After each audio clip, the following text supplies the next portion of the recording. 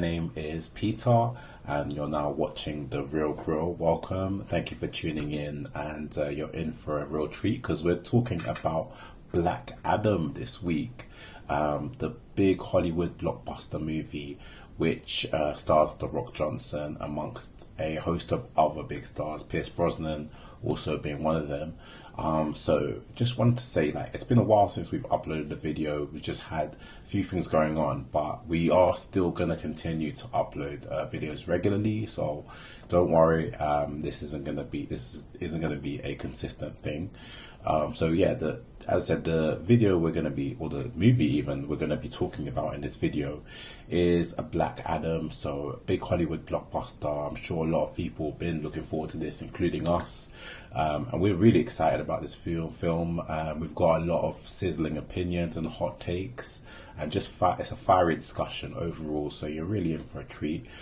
So we follow this warrior by the name of Black Adam, or Tef Adam. He's been reawakened after 5,000 years after being granted the power of the gods, and he's just an unstoppable force. So he has to be, which has to be reckoned. And we have the introduction of the Justice League, who have basically been summoned, or who have sensed this awakening and have come to restrain him and stop him from killing civilians. So yeah, that's the basic gist of the plot.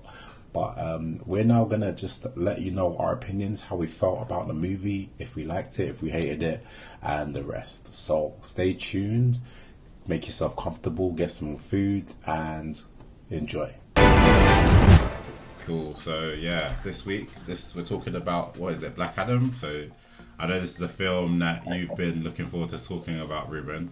So do you want to give your insight on or just like give the lowdown on the story? It's not much of a story, to be honest, because it's pretty... It feels like a bit of a back and forth of the story. Well, the basic story is, so you've got The Rock. Well, before you even see that, I suppose. So it starts off is it in Egypt? It starts. Kandak. Well, yeah, Kandak, sorry. Yeah. And you've got it looks like basically they're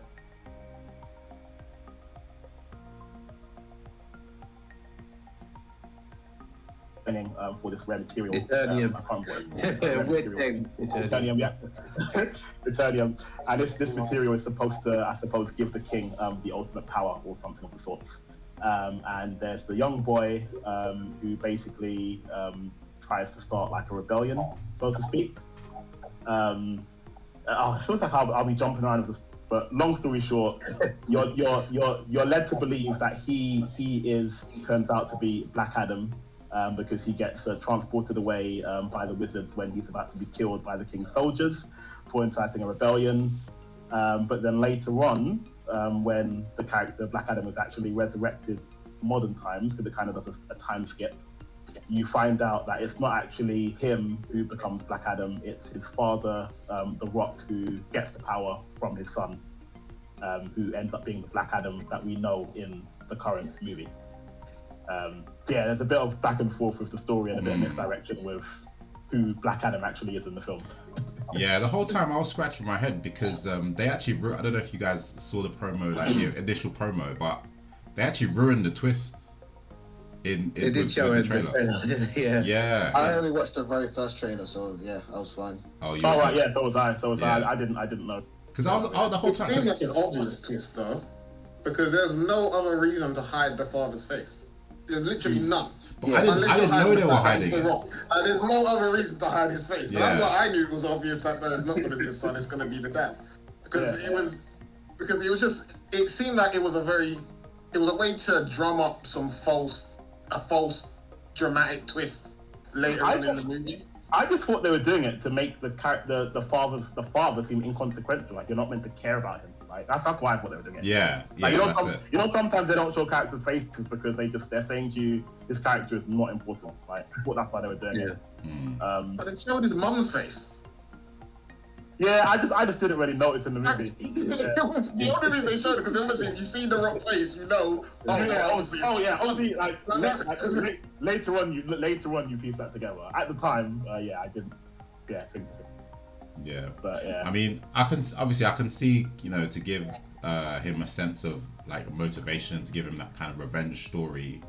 But yeah, I mean, it did seem a bit long-winded, you know, the whole, and it was a bit convoluted as well. Like his son, you know, being the one who was initially ordained with the powers of Shazam, and then he, you know, passed it on to his father, and then, you know, his son is the one that gets taken out, and it's just, yeah, it was a bit all over the place. But I mean, it did kind of, yeah, it did kind of keep me guessing the whole way through, because I was like, hold on, wasn't this whole driving motivation to avenge his son? And like, I don't know, what I'm being told is completely different from like what I remember. So I don't know, that kind of made me feel uneasy. But yeah, I mean, I didn't know they could even change powers, because in the Shazam movie he adds powers to his orphanage sisters and brothers, but Yeah. in this one just transfers all. So it's kind of confusing the way all these powers kind of work and stuff. So yeah, they're a bit over convoluted. It's magic, and they can make up whatever they want. Yeah, that's You know, a good Shazam point, would actually. Yeah. give his powers to other people. I mean, it seems like it would make more sense that you would transfer your powers rather than make a copy of your powers to other people. Yeah, That would just make you fucking OP. Yeah. Mine would just give it and retain it for himself. Yeah. In terms of what Shazam did, he just handed out his powers to other people and kept it for himself too. Shazam's like Thor, isn't he? Last Thor movie. It's like, you know, Yeah, pretty hey, much. go, bro. Yeah, Go, that's go. true. That's where they got that idea from. Yeah. Did any of you guys feel like the first sort of 15 minutes of this film felt like you were watching Tomb Raider? Because I was like, she's basically just Lara Croft. Those vibes. Yeah, That's another thing. Yeah. yeah, There's exactly. nothing like. Did anybody care about the human characters? I felt nothing towards the lady or the son or anything. Like that. I didn't feel much towards the son. Yeah, Yeah. But for me, I do feel like his character was almost like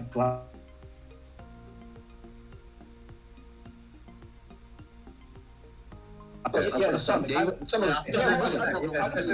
felt like he was driving the story. Like most of the story revolves kind of around Yeah. him. yeah, Which You're is right, why. and I think it's a problem with the movie.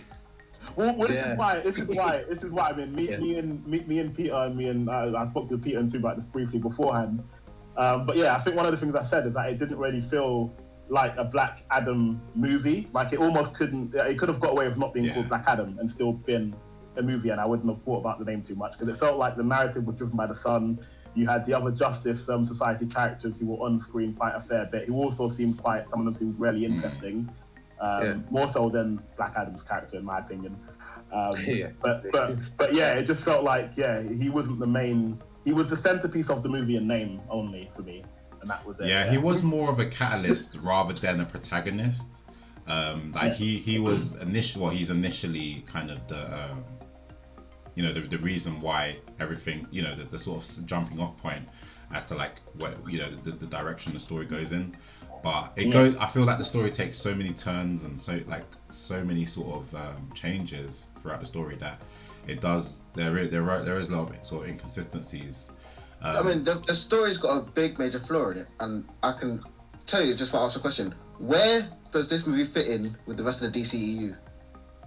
Where? Well, I mean, timeline-wise.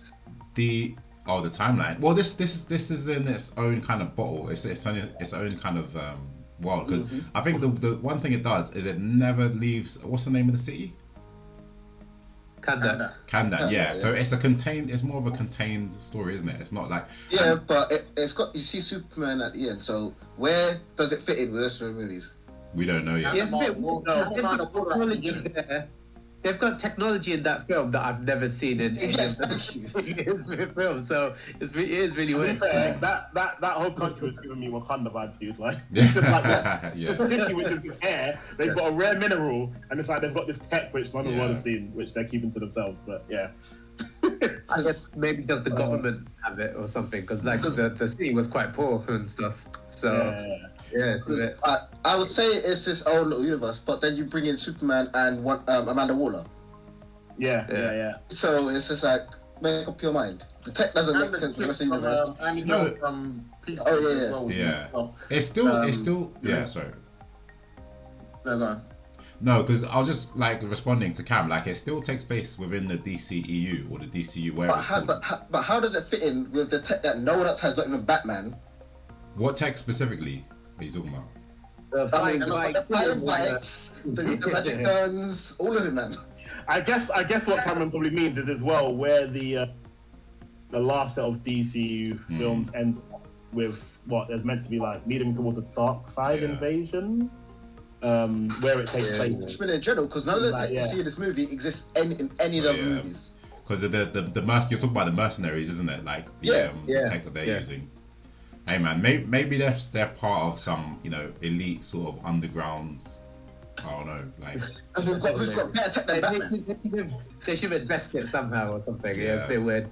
They got better tech than Batman. Batman was rocket just 2 vehicles, and they fly hover bikes. I honestly feel like this movie is here to be fan pleasing. Don't look too deep into it. Yeah, it's really not. Yeah, it's here to be fan pleasing. You know, we all want to shop between Black Adam, Superman, and Captain Marvel. It's fan service. They could have done it, but then they didn't need to include all this advanced tech. Well, I mean, I suppose they needed some kind of excuse to make Black Adam seem vulnerable. Yeah, this is what Lawrence was saying before. That tech is like his kryptonite, so to speak. It's something that can harm him. So I guess they used it as well. Yeah, they used it at the beginning. Someone shot. Yeah, when they set it up and then they never used it again. Yeah. So it seemed like it was pretty pointless that you just shown that we've seen something that can hurt Black Adam. Yeah. Well, it's them just firing Eternium rockets at him or something. But they didn't do it again. They just. Bruv, it's a rare resource, bruv. You know, I mean, they can't just spread it out like it's a rare. Ace is on an Eternium mine. Yeah. And then you dare Eternium bikes. Yeah. An Eternium force field. One of the things I was thinking when I saw those bikes, I was actually thinking like, man, like they're using their Eternium to run these 2 bikes, bruv. Can they afford to do that? Like, are these like elite soldiers or something? Or are they just gonna die and waste it? And it turns out they did. But yeah. That's one of the big questions I have for this movie. Is like, where does this fit in the rest of the movies? Because nobody else ain't got this tech. Yeah. Well, there's a lot of criticism. What did you guys think of the actual overall story in terms of the build up towards obviously Pretty poor. Pretty poor. Yeah. If you think about it, if you actually think about the story, it's not good. The characters aren't built up particularly well. A lot of them are shoehorned in, to be honest with you. And the story itself, it didn't have a very engaging or intimidating villain either, just a CGI fight at the end that we didn't build any sort of connection to. If you think about what makes good movies, this didn't take it. Was just had a lot of good mindless action. And if you just turn your brain off and just look at Black Adam hitting things, then you can have fun. But if you're asking me if it's a good story, it's not. So when you ask me, like, is it a good movie? When I said yes, I think what I meant to say is it's good for DC. Yeah. Like, it's probably what I actually meant. It's not. It's If Marvel had made a movie like this, I think we would be very critical. I think we'd say this is a very average or below average Marvel movie. Bad movie. No, just Personally, bad. I think Marvel did make a movie like this, and I think it's called Shang-Chi. That's me personally. Me personally, like. No, but think about it. Like, does the story in Shang-Chi make much more sense than this movie? Like, is it that much deeper than this movie? Just ask yourself that. In terms of depth, it probably isn't a brainstormer to think of. But in terms of the fluidity of it, it made sense fluid-wise from start, beginning, middle, and end. Like more so than Black Adam did, in my opinion. I don't know, man.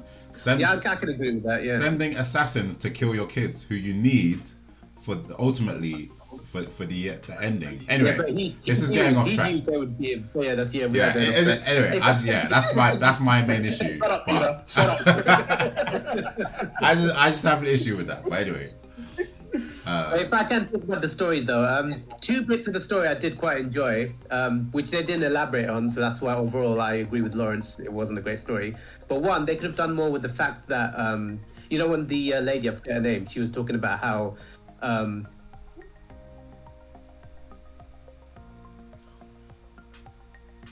of us from this government thing, but now that we actually have a hero, now you interject. That's one thing I like that we would have wished they delved into. Because that that is a very good story thread to pick on. Is the fact that we have been occupied for over 10 years and you lot done fuck all. And all of a sudden, now you want to come. And not only come, but do more damage than the guy that you're trying to stop. They literally came there and trashed the city trying to stop Black Adam. And Black Adam done relatively little damage up until that point.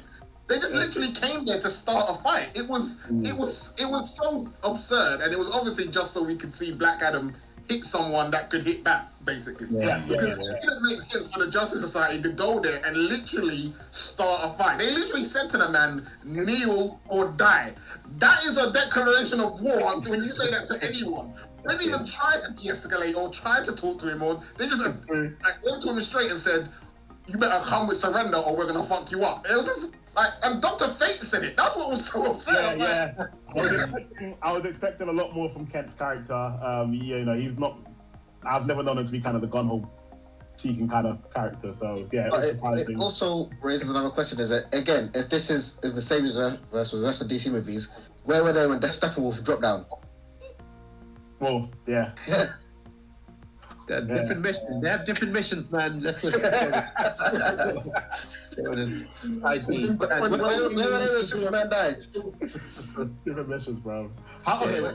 So the Where were they when story. Superman died? Where were they when Superman came back and started fucking shit up? So Did you? You can say that about anything in any superhero movie, so it's not It's something we should really. Yeah, definitely.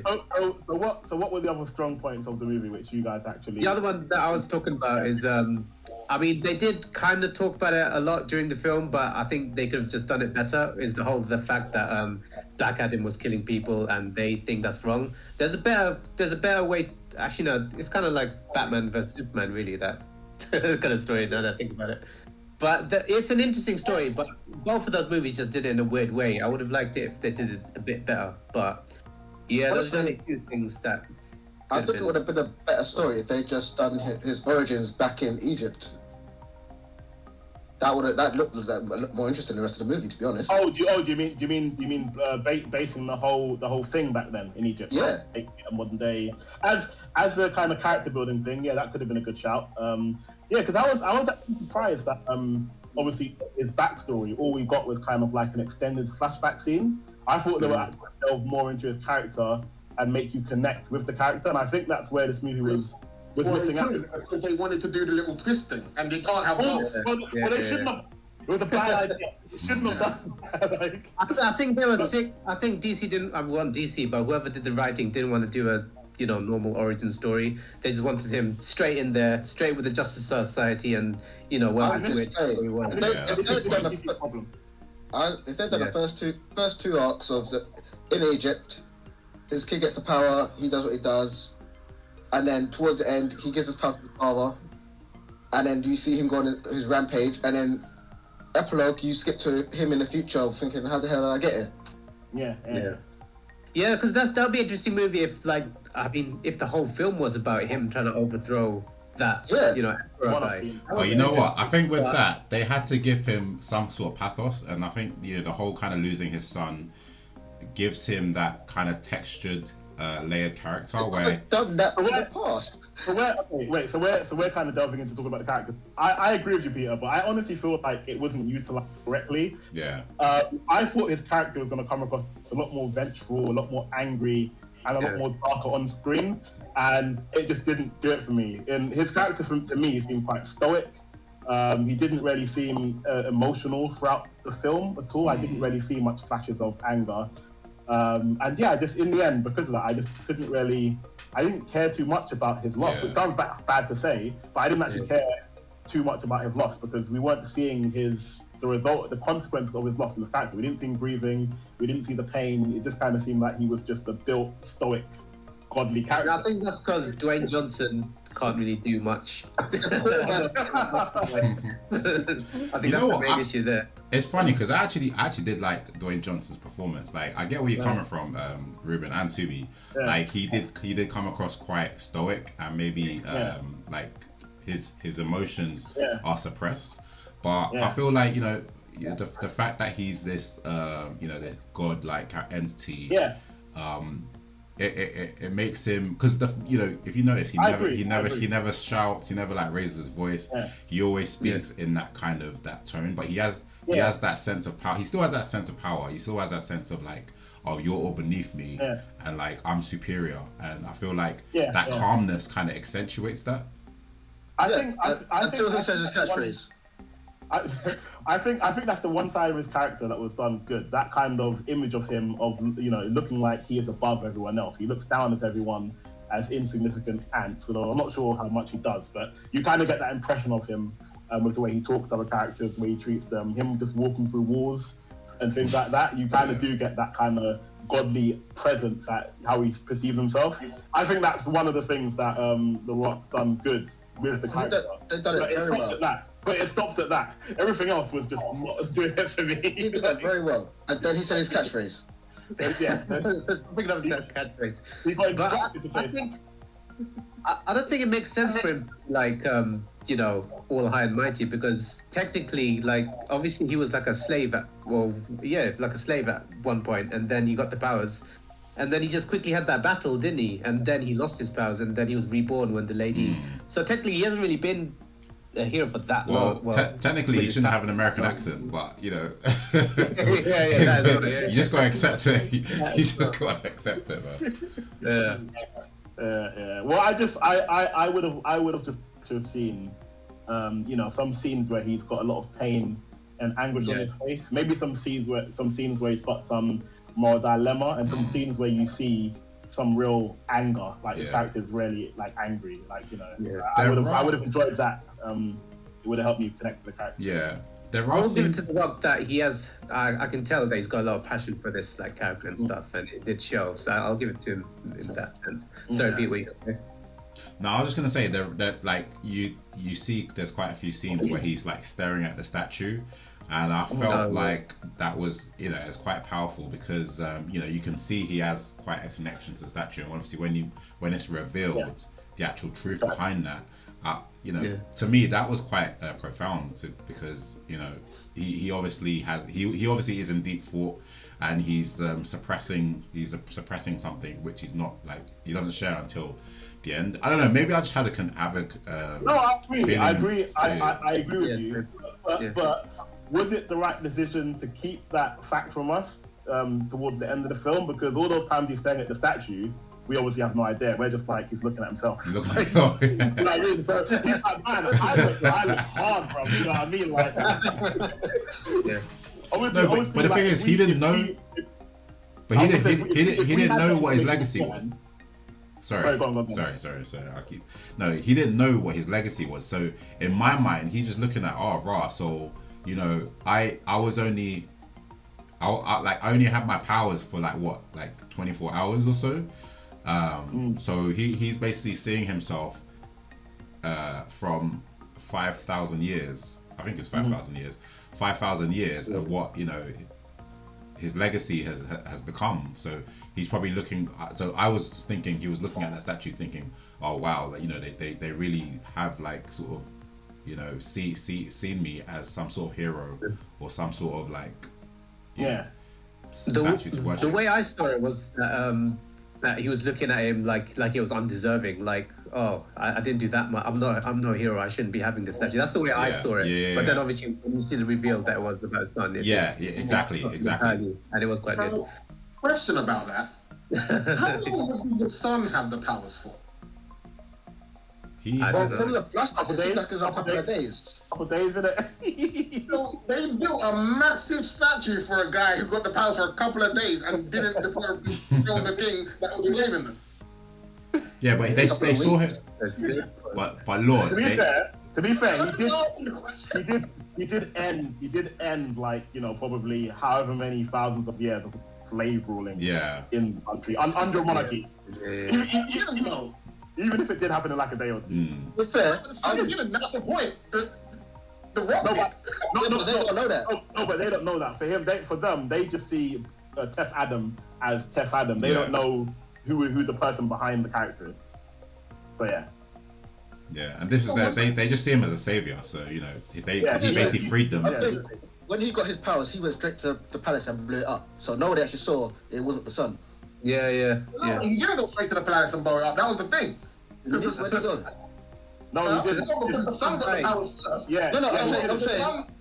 I'm saying that while the son of the powers, he's going around trying to free people, and the statue was built after the father had gone and basically blown up the palace. Yeah. So obviously they're assuming that was the son. Yeah. Who's done that? Yeah. Oh, so they built the massive statue after the city had been destroyed, rather than rebuild the parts of the city that had been destroyed. Oh, maybe they rebuilt the city later on as well. Like, come on, like, we don't know. It was huge.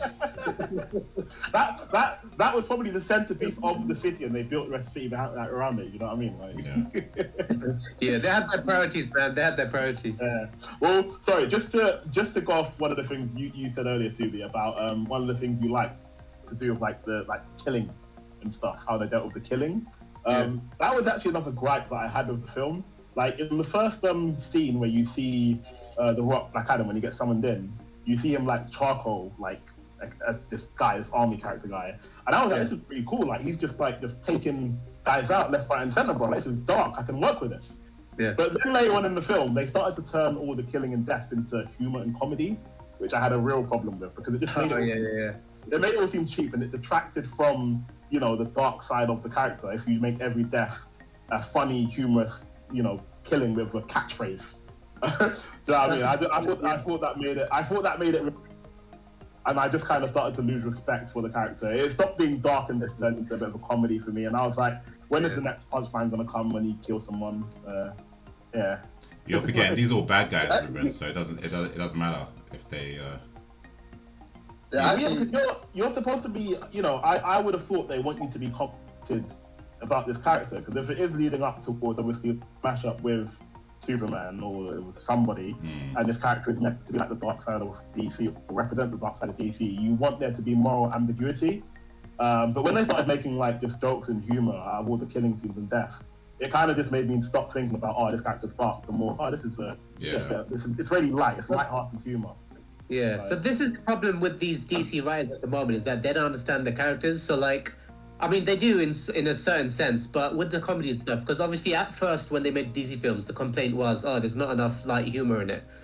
Because there's Superman stuff, that makes sense. But for Black Adam, they're going, okay, we're listening to you, let's put some more light humor in it. But this time it doesn't really belong here because it's Black Adam. It's supposed to be like that. So they don't understand the characters properly and know when to have light humor and when not to. And it started off good. So talking about the characters, I just realised another flaw I found. Yeah. Because in the beginning we see that her son has comics of the other heroes. Yeah. So again, how long after the Justice League is this that they actually got comics about these heroes? You need to let go of this point, bro. I know it's bothering you. You need to let go of this point, bro. Just let it go, bro.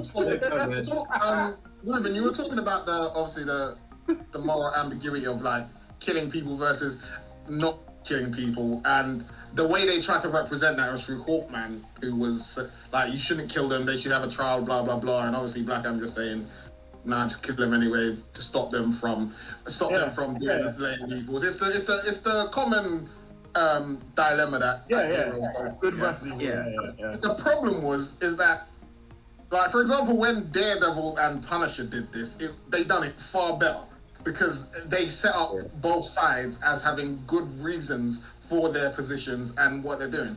In this, every time the Hawkman spoke, I just said, shut up. You're the reason half of the city's destroyed. What are you doing? You have no right to chastise Black Adam at the least. You came here and started a war and started going through buildings and shit. Exactly. And you have enough to say, he's killing bad guys. That's wrong. That's like, also, they recruited a guy who can turn huge and destroy everything just by moving a tiny bit. That's another weird. It's so much hypocrisy. So much hypocrisy there.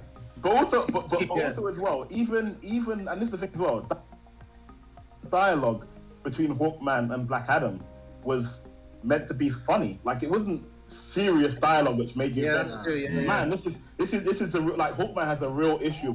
Black Adam is not like it. I didn't get that feeling. It was just another kind of funny dialogue between characters who are later going to be brothers in arms. Like, they built the Hawkman character to be just fully antagonistic against him, and didn't really give us a proper reason why, apart from he knows his past.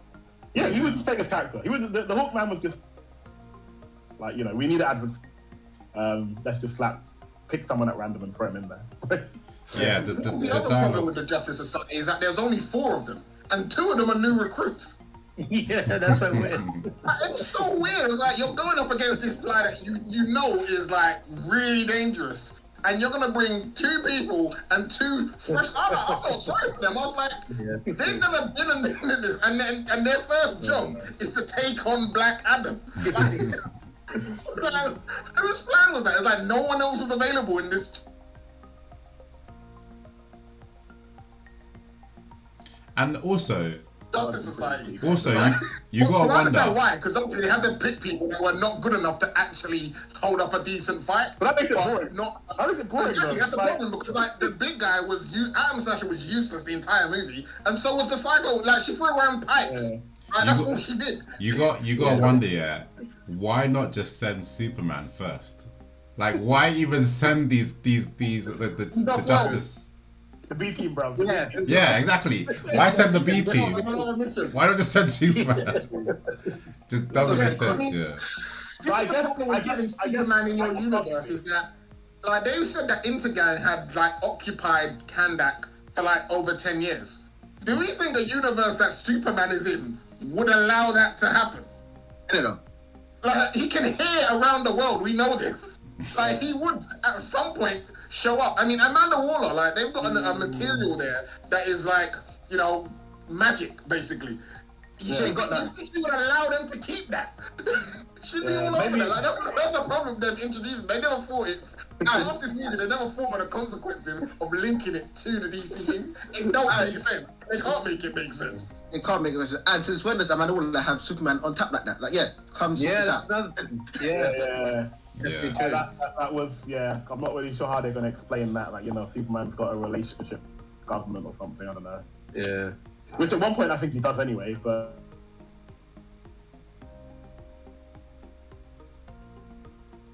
Not with Amanda Waller, because Superman will not roll with her tactics. So he can hear everything. He's hearing all the double things he's doing, send these men off to die.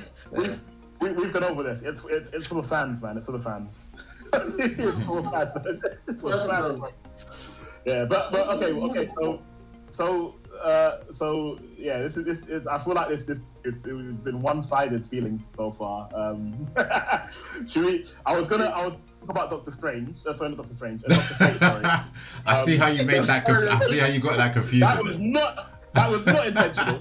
I wish it was though. Are you sure? Oh man. But yeah, Doctor Fate. I had some issues with him. There were some things that I liked. I definitely think the casting for Doctor Fate was good in that. You know, excellent. He looked the part. He sounded the part. I think the casting was good. I thought the costume was on point. Like the costume looked pretty cool to me. I was pretty blown away by it, so that was cool as well. His abilities and powers are pretty cool. They were quite Doctor Strangey. But yeah, the character I was not a fan of. I didn't see. Obviously, Doctor Fate is meant to be completely possessed by the entity which is within the helmet. It's meant to completely take over him, and they even reference that, like in the movie. They say like, oh, like when he puts the helmet on, it's like he gets possessed. But there wasn't much possession taking place. My mum was just taking the helmet on and off whenever he wanted to. I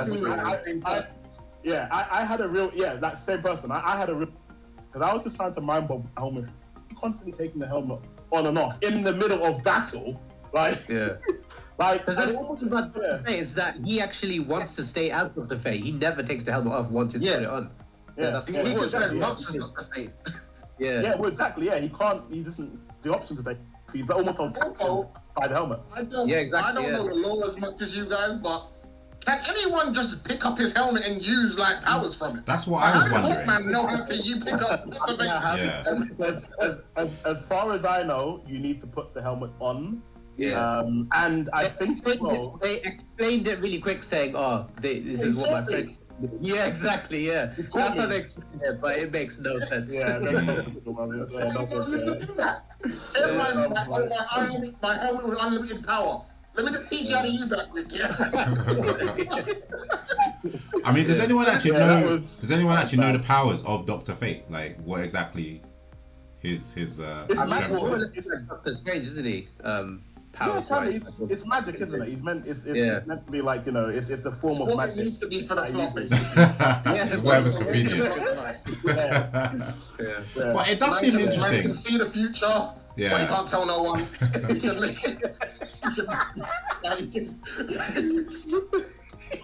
I mean, I think he can't tell them parts of the future sometimes, Yeah. because that's part of the future that he wants to happen. So that's why he tells them.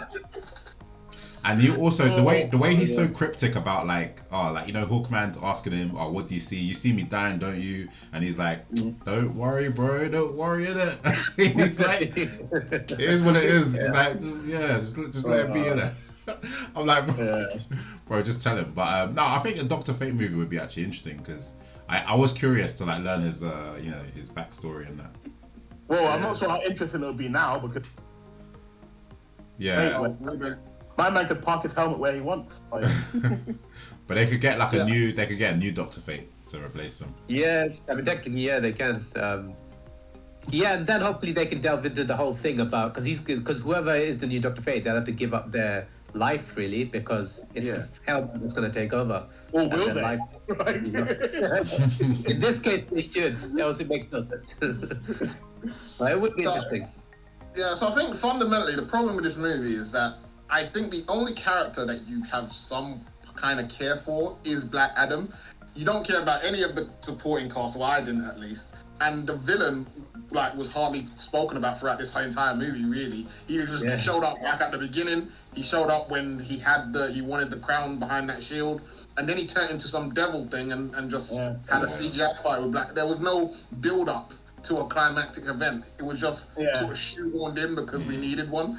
I think maybe if they built up the Justice Society before, maybe had its own movie or done a better job of introducing them rather than literally just shoehorning them into this movie, maybe we would have cared more. But I think, I don't think they done a good job of making any of the characters. Like, the human characters were just annoying. Like, it was just, like, it was focused on the boy way too much and the mum. Like, and when they were fighting the Legion of the Undead at the end, and they had, like, these mad cheesy, bro. And they were beating the undead army. I was like, really, this isn't that big a deal, because obviously a fat guy and a woman with a pipe can deal with it by themselves. Clearly, it's not that deep. That's my kind of undead uprising. Like, yeah, come. I mean, it's like anyone can deal with it. Just pick up what you got handy and join the fight, man. The boy just called the man down, and they all came. I swear one of them had a baguette. I'm not gonna lie. One of them had a baguette in their hand. The fight is undead army. I'm done. I will say that I will say that I agree with you. I think the Justice Society movie would have been really good. There was a lot of dialogue between Hawkman and Dr. Fate, Pierce Brosnan's character, and a lot of times you do kind of feel like they've all got I don't know, this deep connection relationship where they work together in the park, they know each other. And the fact that you don't see any of that, not even in flashbacks, you've nothing to go on, it just cheapens Dr. Fate's death, the character's death, because you're not hit by it. You're not hit by it because you don't know what the character meant to Hawkman, you don't know what he meant to the rest of the team, and inevitably you just almost don't care because it's just a death without real meaning, sense of loss. So yeah, Justice Society movie has been a really good choice to go before this movie, because you do definitely want to care about the character, and you do get the sense they've got a lot in terms of backstory to bring to the table. So that's a lot more heroes as well, hopefully. Agreed. That's one thing I'll say. Other thing I'll say, just quickly, Law. Characters that I cared about. I did actually Atom Smash's character. He actually did kind of give me that kind of the group in terms of character. He was the kind of innocent, naive character in the group. So I did actually feel a sense. He's probably the character most, to be honest. He was almost like that kind of Peter Parker kind of Spider-Man type. He did bring that in Avengers. He brought the kind of light-hearted energy. He brought that kind of energy to the group. But unfortunately, again, no backstory. You don't see that much screen. And he doesn't actually make much difference to the direction of the actual movie. The He probably the does most more backstory harm. we get for him is sorry, Pete. The most backstory we get from him is that the original Atom has already retired. Yeah. Yeah, that's true. Yeah. He There's gets the Henry suit. Winkler for some reason, Yeah. if you know. I actually found that Atom Smasher did more harm than good. Like there's one point which I was cracking up at where he actually hits Hawkman by accident. Yeah, he backhanded him. he like knocks him out, and I was like, why is he here? Like really, truly, why did you bring Again, him? it's all Comedy purposes. it's all for that comedy. Yeah, it's all for that comedy. You know, you know when he's just like later, me and you. That's it. Because this is his first mission, isn't it? Speaking of comedy, I think, Ruben, what you actually said about Spider-Man and Peter Parker in Civil War, I think that is how you do it right. If you're going to throw a new fish out of water character into it, they done it perfectly. Obviously, they had the added benefit. It was Spider-Man, who's a fan favorite anyway. Whereas Atom Smasher, I don't think anyone cared about. You could have replaced him with anyone else. It would have made a difference. But Spider-Man, that hype had been building up anyway because you all knew it was coming. So, but I think that is a far better way to handle it than what they did here. Because they, like you said, they turned him into just a clown who was causing more harm than good. But there was like, I think it was 2 or 3 occasions where he actually just fucked up, and Hawkman looked at him like, I swear to God. Like, I was like, oh, sure, you brought him. Like, you literally brought a guy who's never been on a mission before. What did you expect? But I mean, even if for example, if he was the character that they chose to get killed instead of Dr. Fate, I feel like a part of me would have actually felt for the character, because even though you don't have a deep connection, you still get that sense of like he's like a green-haired innocent kind of thing. There is that kind of sense of loss, and then the other character like, we're more senior. How do we let this happen? That would have been I would. Yeah, definitely would have been. Or if the kid died, that would have had more impact as well. If the kid actually had died, and that would have made Black Adam, because Black Adam at this point, he's just a hero. Like he's I don't get to see any sort of like anti-hero or villain nature from him. So like it seems like going forward, they're gonna have to shoehorn or force a character shift in order to make him fight Superman. Because right now he just seems like a hero that is kind of, because the only people he hurt were bad guys. So I think maybe if they had done something to make him take a darker path in this movie, maybe then I could believe a clash between him and Superman. But right now, it just seems like it would be a force because the fans want to see them fight each other. And I think this movie.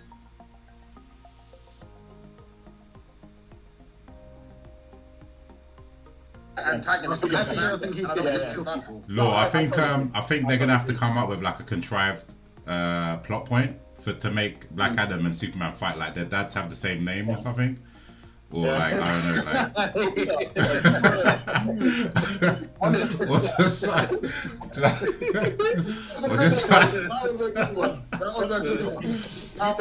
yeah. Jonathan Adam, that's his name. One of the things that I think you said to me, I think just after you saw the film, Peter, was about how you get the scene where Tef Adam at this point, he gets locked away in that kind of prison bunker place. Jesus! And you were like, yeah, if the movie was going to end there, just end it here. Like everything after that just seemed really forced and pointless. Like why did we go 180 and randomly decide, hang on guys, we've still got running time left. Let's not end the movie here. Yeah. But that would have been, just on what Lawrence said, that would have been, I thought, a good place to end it. I thought that's what they were going to do. End it there and somehow let Amanda Waller use Black Adam through trickery or deception, whatever, somehow use him against Superman. Yeah. That's what I thought they were going to do. That would have been perfect, man. But then they let him out. I think it would have been better. Yeah, or if they had actually somehow been able to stop him and put him in the prison so that he actually has anger, because obviously the only reason he done that voluntarily, which means that he's not going to be angry to be there. Well, that's why they should use the attorney and stuff that they pointed out. Yeah, they should have just, oh man. Missed opportunity, because they need to build up some antagonism towards them, and that would have been perfect. Either to actually let them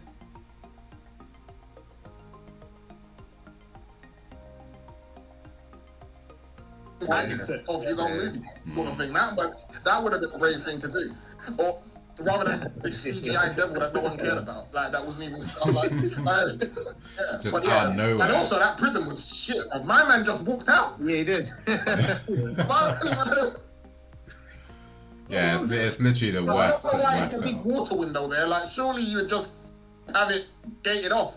I don't understand why there was some big open water thing that he could just jump into to go outside. I was more confused how, you know, because he regressed back into his weaker self, right? But he was still able to take out these mercenaries, like with no fighting skills. I was like, what? He's still got the strength of a slave, bruv. Yeah.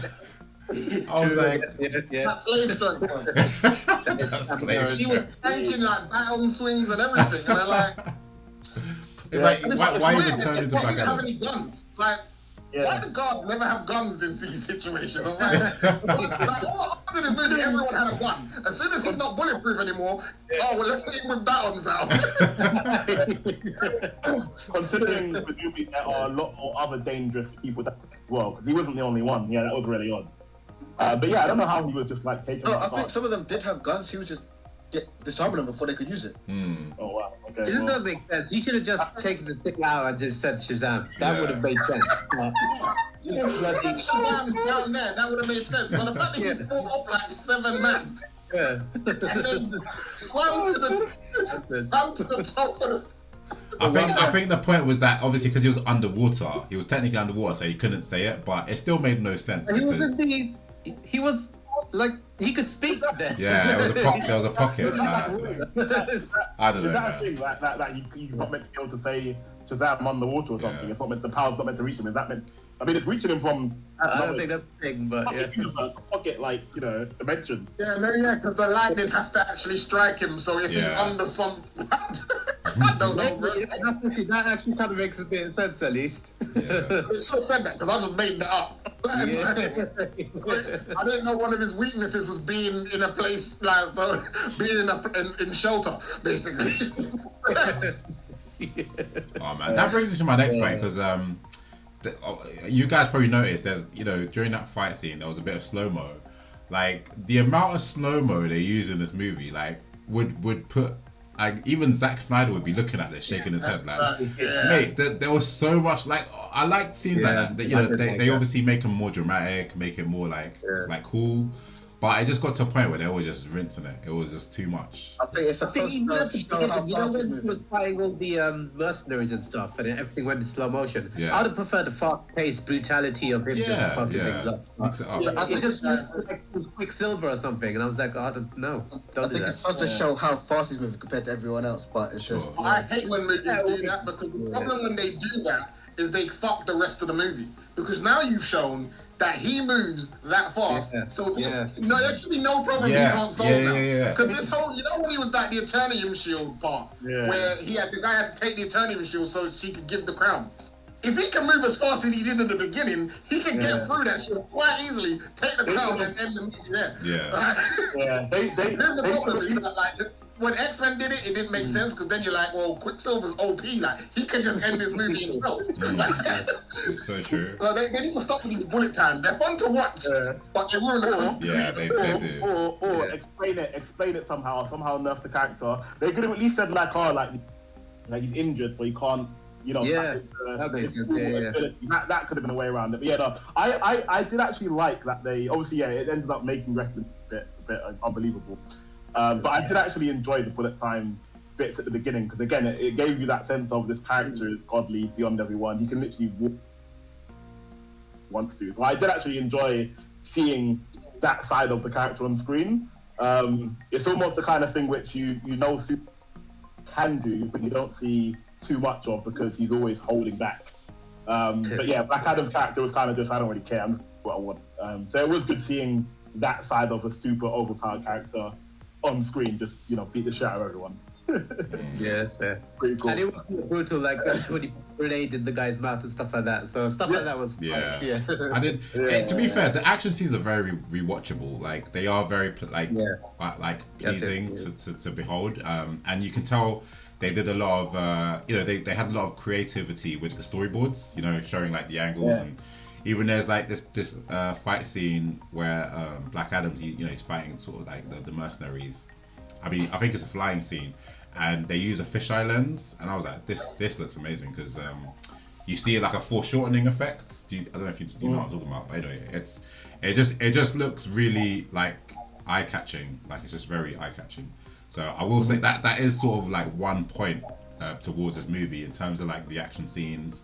In terms of like the fight scenes, they really went out and they pretty much put everything in it. They No, definitely. I mean, again, it just leads. It's obviously the action is one of the things that the movie does do well, because you can kind of watch it and just pay attention to the action and kind of not pay too much attention to the actual story. You can enjoy the action scenes, like you said. But yeah, another thing I feel like I got issues, but another thing I had issue with was the CGI. The CGI kept really troubling me, and it wasn't even the CGI of the characters. It was the backgrounds and environments that they were in. Like, when they were in like that kind of Egypty ruinedy place, wherever it was. It just, all the backgrounds just looked like blatantly just not realistic. Like, you could see these characters aren't there. And if you're watching this kind of film, you want it to be believable that these characters are in the place that they're in. When it's so obvious they're not, and you're just using green screens or whatever effects to just put these places behind them, it's really distracting for me. Like, I just couldn't. I kept looking at it and I was just like, man, like, this is not believable. The characters look like they're in 4K, and the backgrounds just look blurry and stop. It's like, what is this, bro? Like, I don't know if it troubled you guys that much, but it troubled the hell out of me in this film. Like, I think I'm kind of used to that now with like superhero films and stuff like that. That, I mean, a lot of bits aren't going to look that realistic, so it doesn't bother me as much. But even with Marvel, like the way in Marvel, even with the ones that I recently rewatched, like, you don't get this. I didn't get distracted by the background. Obviously, you can see bits that aren't obviously real, but they still make it good enough so that you're not focusing on it. But especially because DC, they shoot like darker movies, so the sets and scenes are quite dark as well. It just makes it extra distracting because you almost can't see the backgrounds. So yeah, I agree with you, Ruben, but this movie had far bigger problems in my opinion. So it was just like that one, even though it was a problem, it wasn't something that distracted me as much as pretty much everything else. Like the story, the character. I think the reason it distracted me is because it was noticeable for me just after he came out of the ruins. Like, when he was in the ruins and he just just charcoaled that dude, I was like, sick, let's go. Then he went outside and I was like, oh, this is bad. Like, it was just like, it was an immediate thing for me. I was like, oh, this is bad. Well, even not just the backgrounds, even the third act, the CG from that, I was like, am I still watching a movie or is this a cutscene from the Black Adam game? Like, I just you could tell a lot of it was rushed, and I don't know whether it was a thing where they kind of left the special effects till last minute, because obviously you've heard the stories of VFX artists being overworked and having to kind of rush scenes. So I guess this is just another case study when it comes to this ongoing trend of like them sort of really overworking their VFX artists. So I think that's why it came out that way, because there's so many VFX shots in this movie. It's ridiculous. Like, I'd have been happy. The action ones were good. The actions ones were good. So a lot of them were good. A lot of them, yeah. I'd have been happy with the Black Adam cartoon. But, well, you've got your Black. Hey, speaking of the cartoon, I watched that cartoon and like, obviously to each their own. Obviously, you grew up on that. I watched it, and I personally thought it was trash because. Like the Black Adam. No, listen, because the Black Shazam versus Superman. Yeah. Because Black Adam in that he's a two-dimensional character. I have no words. They're fighting in an unpopulated. I'm assuming it's Metropolis, but they're fighting in Metropolis, a big city, and there's only 4 characters in that film. Like, there's no pedestrians, no other characters whatsoever, and like Black Adam is just he drops down. He's like. Has this crazy amount of anger for what? Oh, because you're about to replace me. But I couldn't see like the relatability. It wasn't like Black Adam Shazam movie. It was like a special. So just I get that. But I just felt he had. I just felt Black Adam had like zero characterization. Like he didn't feel like a real person. He just felt like an antagonist. He just felt like Yes, Peter. He felt like an antagonist. Like Yeah, he but- meant. but the thing is, like, I don't. He was like he wasn't. I don't. He wasn't effective. He wasn't an effective antagonist. He just felt like an antagonist for the sake of having. Like you could swap him out with any other character. Yeah, I don't know. That's my personal opinion. I just thought he was two dimensional. I disagree, but yeah. He was two Go back to dimensional. the actual Black Adam review, guys. Yeah. Anyways. We'll write that one next time. Anyway. I actually prefer the Rock. I actually prefer the Rock's black version of Black Adam because he feels more realistic Yeah. to me. Anyway. Fair. Yeah. To each their own. Well, I mean, you say that. Where's his accent? I'm just saying. Touche, Man touche. sounds like an American. How'd that happen? He's never done that. He's got the wisdom of one of the gods in it. Exactly. That's it. That's You what can happened. adapt to the times. You can Yeah. adapt to the times. innit? Yeah. He speaks the universal language of the world now. He's enlightened. Oh, man. Universal language of the world, American. Yeah. I don't know. Yeah, I'm not I mean, The gonna. Rock can't do accents, I know, and I know that's the reason why, because obviously it makes no sense that everyone else in that place has an accent, Yeah. except him. That is the glaring issue, is that everyone else that came from the same place has an accent, and he doesn't. They don't make no sense. Considering he's never spoken English before, you'd think he would sound like, if you're gonna automatically give him the ability to speak English, Yeah. okay, he's gonna sound like the people that he's around, surely. What they should have done is maybe kept him quiet for a while and then have him like watch a Hollywood film or something. And because he's so smart, he just picks it up Yeah. and then he's American. At least that's like a bullshit explanation, maybe. Yeah. And then someone could have been like, "Where's your accent?" And then they could have made a joke out of it. Like, There are enough jokes in this movie, man. oh man. Yeah. Speaking of jokes, did you guys not find, because you guys said the supporting cast were like kind of flat or boring. Did you guys not Yeah. find Uncle Kareem, his uncle? Did you not find him like really. funny at all? No. Right, no, I think The Rock was the funniest character in this. To be honest, I think his jokes were I think because obviously it's funnier coming. I thought The Rock, he has brilliant comedic timing. Yeah. I think he's worked on that for his previous movies, He's and I think his jokes actually landed a lot more than the actual comedy relief, which was the fat guy, obviously. Yeah. And the Atom Smasher to an extent. I think although the Atom Smasher did do a better job, but yeah, I think the fat guy, I think he was over the top. He was He was trying too to over be the funny. top, yeah. Whereas I think The Rock, he just had he done it a lot more, it was a lot more smooth with it. Yeah, Yeah, it was a bit more subtle. I still think Black Adam / The Rock's jokes were forced. I still felt like they were forced, but I think they were just funny because the context and situation made them funny. Like when he was trying to get his catchphrase in, but he accidentally kept killing the people, and he was like, "Tell them not the man in black," and someone's dead already. I found that was like, it gave me a giggle. Yeah. This is forced, but Both ones were forced. But the one, when he caught the last guy on the bike and then dashed him in the air, and then Dr. Fate shows up, did you catch any prisoners? And then the guy just drops in the back and said, I didn't make it. Yeah. I like that. he's like, "You killed him, didn't you?" And then it just goes silent, and he drop, and then he waits till he hits the ground, and then he's like, Yeah.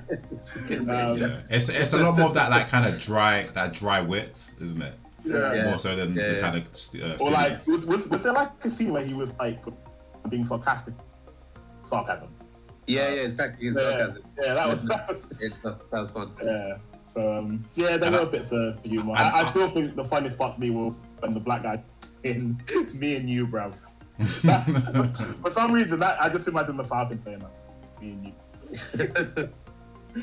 Yeah. Oh man. Should we, we're going on for nearly an hour now, so we... Yeah, we could kind of like wrap it up. Is Start there to wrap anything it else up. that you guys thought was worth mentioning in the film that stood out to you?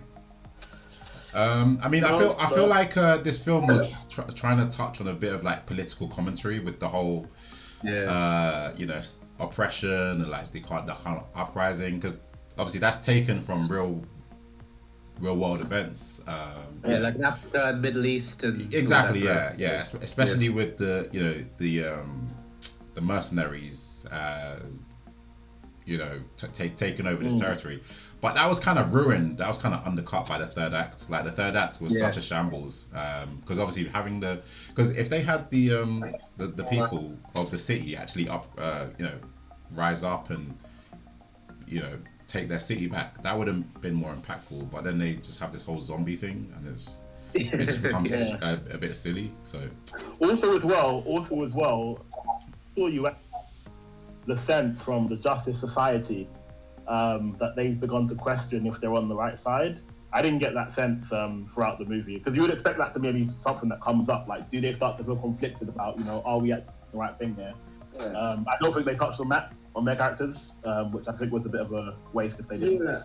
I think they missed a trick with that, because I think what they should have done is, rather than having this intergang be like some mercenary band that's obviously evil, it would have been a lot better if it had been an established government that was doing this to their people, and then there would be actual some ramifications and conflict for trying to depose an actual sovereign government. And that is where the conflict of the Justice Society thinking we can't really go in there and start deposing governments because that's not our role, because that could cause bigger conflict. They could have done, because right now, there's no reason why they shouldn't have stopped Intergang. They have none whatsoever. If it was an actual sovereign government that was oppressing their people, then you start to get into the trickier political questions about when is it right for another country's hero to intervene in some other government's affairs. And then they could have done that, and I would have given some room to like say why the Justice Society didn't intervene in the 10 years that they had been oppressed, rather than because they didn't really have an answer for it. That's why they didn't address it again. When the woman said it, like she says, all the man said is, "I know exactly what you mean," and then just moved on, because he knew. He was like, "I ain't got a response to this. There's no reason why we haven't been here for 10 years. Like, man's got a fancy ass plane. We could have showed up from time to deal with this, and we chose not to because the movie didn't want us to. Like, because we need a movie to happen." So I think they missed the trick there as well. Like, we only deal with superpowered events. We don't deal with your normal one of the mill. Like, oh god. Oh man. All right. So final thoughts now. Yeah. Okay. Who's going first? I'll go first. Okay. When I first came out of the cinema, I thought that was a good movie, and then, I didn't think that. I felt it, and the reason I felt it is because there was a lot of good action scenes in it, and I didn't have much expectation for this movie. I ain't gonna lie. I thought this was gonna be a train wreck. I had given up on DC long before this, so I had no hope for it. So that's probably why my rating of it when I first came out was higher than it probably should be, because I just didn't expect much. So doing better than nothing is always going to be good, I guess. The action was good, and that was the only thing I think was good. I think The Rock's performance was also pretty good as well, to be fair. But the story and all of the other characters were quite bad if you actually start to think about it. If you turn your brain off and just go there for the action scenes and that, I think you'll have a fun time. But if you look into the plot, or start to question any of the characters, or ask the motivations of some of the characters, or if you have any did they build up any sort of relationship between the audience and the characters, I think the answers are a resounding no. I don't think that this movie did a good job with the two key components in a movie for me, which is the story and the characters. I don't think it done that at all. It got the action scenes right, I guess. It done its best to show Black Adam's brutality in a PG movie. So I already knew it wasn't going to be as dark as I wanted it to be. But I think they did make him seem brutal, so I'll give it that. But overall, I would give this movie a generous 5 out of 10. Generous 5 out of 10. Generous 5 out of 10. Oh, wow. Bland, where's the seasoning? And that's the action scenes that are brought up, because I think everything else was pretty poor here. I think I think I'm around reasoning. I think this I think it was about 10 years ago, not longer. There was like a fan art done of like The Rock, like dressed up as Black Adam, or like, you know. I think that's the Boss Logic one you're talking about. Yeah. That was like, yeah. And I remember when that. Yeah, man, Rock needs to play. Like, if they ever do Black Adam, The Rock needs to play Black Adam. And after it was announced that The Rock would be playing Black Adam, I just think the hype it generated just kind of just took things like far into a place which obviously DC could never hope to achieve. And obviously I went in knowing that, and I went in gassed at The Rock playing Black Adam, but I was still kind of like, it's DC though. So, you know, the movie took a good start for me. I liked what they'd done with the beginning. They made him really dark. You saw him off like all these characters, which was just, I thought it was cool, gruesome death. That was great. But then, yeah, like I said, they just kind of cheapened it by focusing on all the humor, turning all these jokes centering around all the deaths and killings, which just kind of made it seem really cheap. And you kind of lost that sense of actually this character's dark character. He's meant to be like a villain. Now he's going more into the realms of anti-hero / hero, which I thought just cheapened everything about the character. Combined with, I know it wasn't a thing for you, combined with like the CGI with the backgrounds and stuff, it just really just made the whole thing seem really low quality and cheesy for me. I actually think, I'll probably disagree with Law actually. I did really like the action, but I think the parts of the movie which made it a bit better for me were actually some of the side characters, namely probably Atom Smasher was enjoyable to watch on screen for me, because he kind of just made part of the movie seem a bit warm. It had a warmth to it, like I was comparing him to Peter Parker, it just had a warmth to it. And then there was the kind of dialogue between Hawkman and Dr. Fate. And again, it was another thing which I thought was quite beautiful, but you've got no context or background for it, so you can't look too deep into it. And that kind of annoyed me, because yeah, it was just a bit of a waste making that seem more powerful than it was. So yeah, I think if I was going to get a rating, I'd probably have to, I'm not even going to get a 5. I think I'll do a 4, if I'm being honest. Weird aftertaste. And I think that's mainly because I didn't have high expectations, but I thought it would be better than it would. And the fact that we've managed to pick apart so many things in this movie is just testament to its quality. Because usually when we see like a decent superhero movie, we pick up 1 or 2 things about it and we can say, let's just not look too far into it. There's been about 7, 8, 9 things we've ignore it. It's fan service. So yeah, I think that just tells you quality of the movie is like. So yeah, unbudgeted for me. I'll go next. Sorry, I'll just make it super quick basically, because all I wanted to say is it was okay. Action was okay every now and then. I did like the brutality. I didn't know it was a PG. When Law said PG, I was actually quite surprised. So they actually got away with a bit. It might be. It's just not an adult one basically. I don't know. So so I mean they seem to get away with a lot. So yeah, I didn't really care for any of the human characters, I'm afraid. Not even Atom Smasher. I'm sorry, Ruben.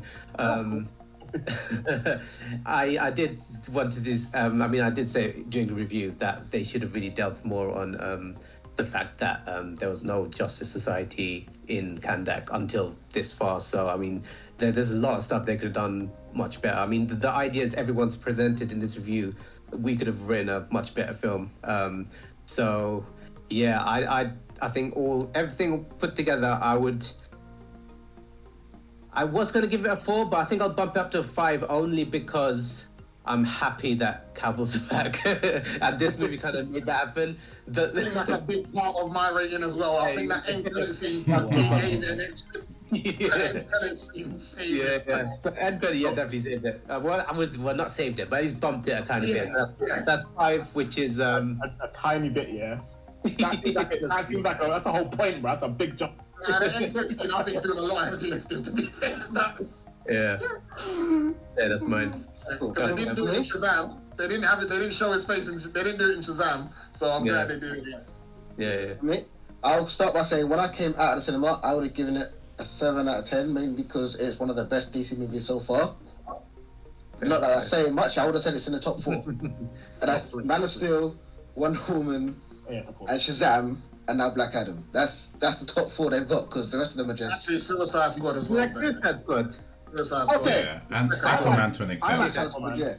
I like Aquaman, but hey. Aquaman was just fan service for women. Oh yeah, I forgot you hate Aquaman. Yeah. I don't think that I like movie the colours. I like the colours. Yeah. that movie is basically just Momoa topless for an excuse to take off his shirt, but that's a different whole movie. So for this movie, like I said, my score, as I'm thinking about it, my score gets lower and lower because there's just more and more things you can pick apart about it. Starting from the fact that it's just The Rock being The Rock. If he'd done this whole movie silent, I think it would have been a better movie. If they'd done this whole movie set in the past, it would have been a better movie. I'd agree with that.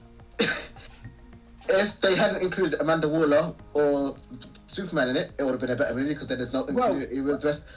No, but there would have been no I'm saying- continuity with the rest of the DC movies. Okay. Yeah. As soon as you add those two in, then it all falls apart.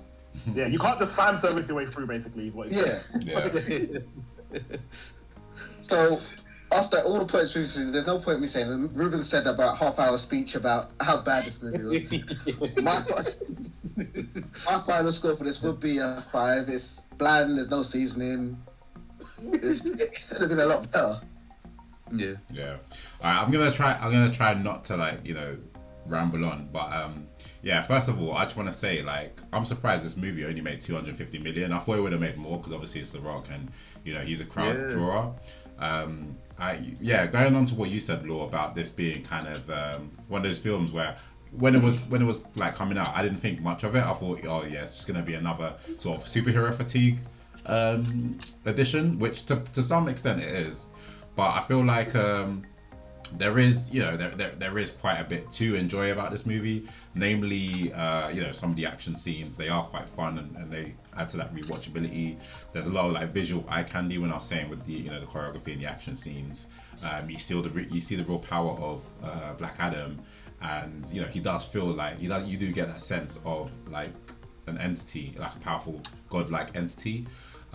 Which unfortunately was ruined by the third act because again his story arc was clean. When he went underwater and they put him to rest, I was like, perfect ending. It's different. It's not what you expected. And even the supporting cast, whilst they weren't amazing, I felt like it was a good setup for them to continue on the to kind of build on their own individual stories. But yeah, that third act just ruined everything for me, man. It just really kind of overstated what is welcome. It almost reminded me of the first Wonder Woman, where you kind of you have that story arc of what's her name, Diana. She grows as a character, and you're like, okay, you've reached a point where she actually feels like a relatable person, and then you add this. The story feels relatable to an extent, and then you add this kind of huge kind of blockbuster action scene CGI mess, which it just didn't belong there, and you could tell it was a studio mandate. But all in all, I mean, I did have fun in this movie. In terms of story, the story was a bit weak. It borrowed a lot from other movies, mainly like Terminator 2, and there was points where I couldn't tell whether I was watching a movie or a video game. A lot of the time I felt like these are just quick time events, but literally just the majority of the movie. But yeah, overall I think I would give it a 6 because to me personally, I did find it rewatchable. I liked the energy and the charisma that The Rock brought to it, which isn't a surprise because very charming actor, and he is very entertaining to watch no matter what he does. Doing a superhero film was inevitable for him, and I feel like Black Adam was the right way to go. I do look forward to seeing the next Black Adam project, or what sort of transpires from this movie, i.e. Shazam versus the Superman and The Rock. So I feel like it's a good launching point for the next thing to come. So yeah, for that reason, that's why I'm giving it a 6 out of 10, because it's just what's gonna come out of this is promising. That's what I'll say, and not many other DC movies have done that for me. So yeah, man. I think you say promising. It's given us something to look forward to, most definitely. But I am concerned if it's gonna be up to scale with what I want it to be, which is concerning. It's not. I can tell you for a fact it's not. I have no hope. I think there's only so many times that they can prove they're not capable of delivering a decent movie. I mean, how many more times do we have to see it? Yeah. Like, all we're gonna get is a good fight between Black Adam, Shazam, and Superman at some point, and we know that scene is gonna be good because they're very good at doing the action. Yeah. The story around it is gonna be a complete mess. We know it. We don't need to see this again. Yeah. We saw it in Batman versus Superman. We saw it with Justice League. We saw it with Wonder Woman 98. We saw it with Wonder Woman. Like, how many more times do we need to keep seeing the same movie before? Like, stop hoping. And maybe they might surprise us. Maybe they might surprise us. Like, you know, James Gunn's like the head of it now. Maybe he might. Well, that's the thing. Get some decent writers, but boy. Well, you know, he's got a job on his hands. I'll tell you that. Boy, in James Gunn we trust, man. In James Gunn we trust, man. It's a new direction. It's a new day. It's a new era. Do you know what I mean? Like, let's just have some faith in it. Do you know what I'm saying? Like, even though how many does all this. Switch places and one become good. Yeah, man. Yeah. I don't know how they undo all of the mess they've done up until this point. Like we've got this crap now. That's what he's got to work. He's got to find the diamond in this shit. Yeah, they need to just make a multiverse of the Flash, bro. You know what I mean? Yeah, I know. He's in jail at the moment, or he's gonna get like 26 years, so they need a new Flash. Make a multiverse. Honestly, everything that could go wrong is going wrong, bro. Good luck to James Gunn. God bless him. What they need to do is do the Flashpoint movie and just reboot everything. Yeah, I was gonna say, Lo, what you're saying is rebooting 40 years, yeah? Rebooting 40 years, bro. Next generation's problem, bro.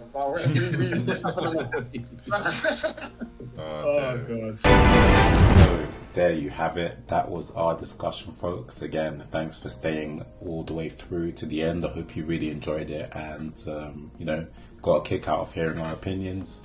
We'd like to hear some opinions of your own. Unfortunately, the film, it's coming out now that the film wasn't quite the box office hit that it was built up to be. So, you know, obviously lowballing the predicted or the projected numbers that it was supposed to make, which is quite surprising for a Dwayne Johnson movie. I think everybody was expecting it to at least make double the amount that it was, you know, budgeted at. But how do you guys feel about the future of Black Adam? Do you reckon there is a future? Do you reckon there will be a part 2? Are we gonna get a payoff to the after credits, post credits scene with Henry Cavill showing up as Superman? Is that even on the cards now with James Gunn being the new head and, you know, giving some sort of controversial decisions that are, you know, shaking up the DCEU? So it's all up in the air, and it's exciting and interesting, to be fair, to see how that transpires and see what happens in the future and see whether there will be a Black Adam as we know it. So, but yeah, that's all something that we can all talk about in the comments below. And if you did again like this video, please leave a like, comment, share, subscribe, all that good stuff. And until then, take care of yourselves, and we'll speak soon.